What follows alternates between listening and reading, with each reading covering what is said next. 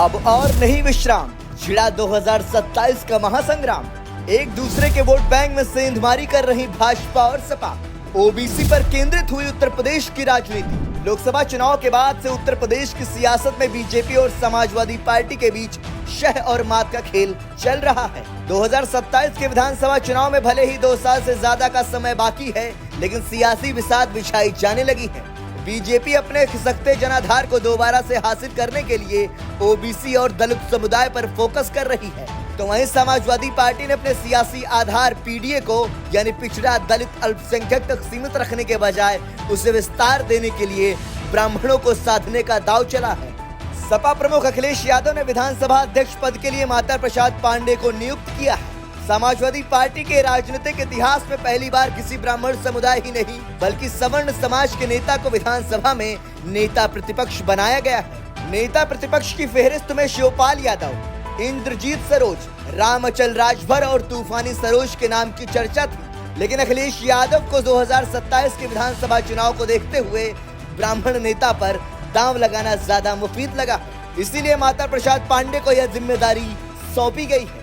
BJP का focus OBC दलित vote पर, वहीं बीजेपी का पूरा फोकस ओबीसी और दलित वोटों पर है, जिन्हें साधने के लिए लगातार कोशिश की जा रही है। लोकसभा चुनाव के बाद से बीजेपी और मोदी सरकार में उत्तर प्रदेश में जिन नेताओं की नियुक्ति हुई है, उनमें ओबीसी और दलित समाज के नेता हैं।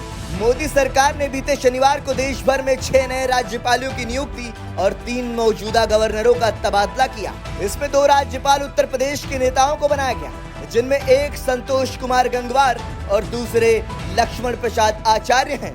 संतोष कुमार गंगवार को झारखंड का राज्यपाल बनाया गया, तो लक्ष्मण आचार्य को असम का राज्यपाल नियुक्त किया गया और उन्हें मणिपुर के राज्यपाल का अतिरिक्त चार्ज भी सौंपा गया है। राज्यपाल की नियुक्ति से बीजेपी ने स्वामी प्रसाद मौर्य के इस्तीफे से खाली हुई विधान परिषद सीट पर मौर्य समाज से आने वाले बहोरन लाल मौर्य को एमएलसी बनाया है। संतोष कुमार गंगवार और बहोरन लाल मौर्य ओबीसी समुदाय से आते हैं, तो लक्ष्मण प्रसाद आचार्य दलित समुदाय से हैं। बीजेपी की रणनीति। उत्तर प्रदेश में भारतीय जनता पार्टी ने अपना सियासी वनवास ओबीसी वोट बैंक के दम पर ही खत्म किया था।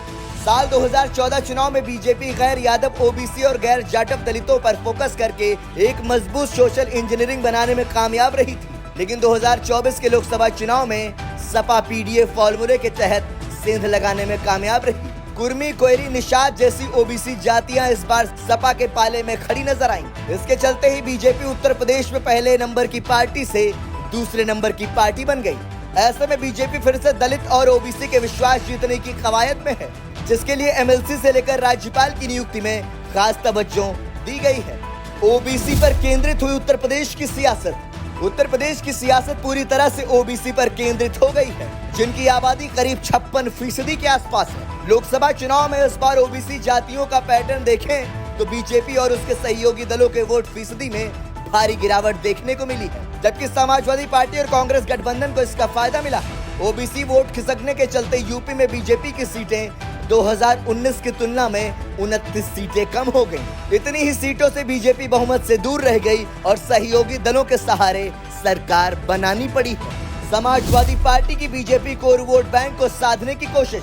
वहीं समाजवादी पार्टी की कोशिश है कि लोकसभा चुनाव से बने सियासी माहौल को 2027 तक बरकरार ही न रखा जाए, बल्कि 2024 से मिले वोट शेयर को बढ़ाया भी जाए। इसके लिए ही माता प्रसाद पांडे की नियुक्ति करके ब्राह्मण समुदाय को रिझाने की कोशिश की गई है, जो बीजेपी का कोर वोट बैंक माना जाता है। माता प्रसाद पांडे उत्तर प्रदेश के उस पूर्वांचल इलाके से आते हैं, जहां ठाकुर बनाम ब्राह्मण के बीच सियासी वर्चस्व की जंग किसी से छुपी नहीं है। उत्तर प्रदेश के सीएम योगी आदित्यनाथ ठाकुर समुदाय से आते हैं, तो समाजवादी पार्टी ने उनके सामने विधानसभा में ब्राह्मण समाज से आने वाले माता प्रसाद पांडे को उतार दिया है।